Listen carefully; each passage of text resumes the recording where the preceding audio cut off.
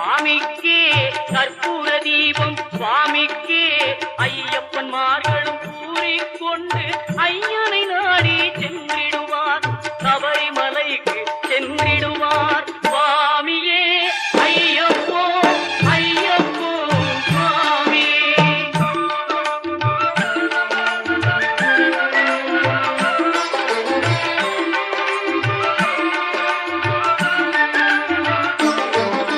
கார்த்திகை மாதம் மாலை அணிந்து நேர்த்தியாகவே விரதம் இருந்து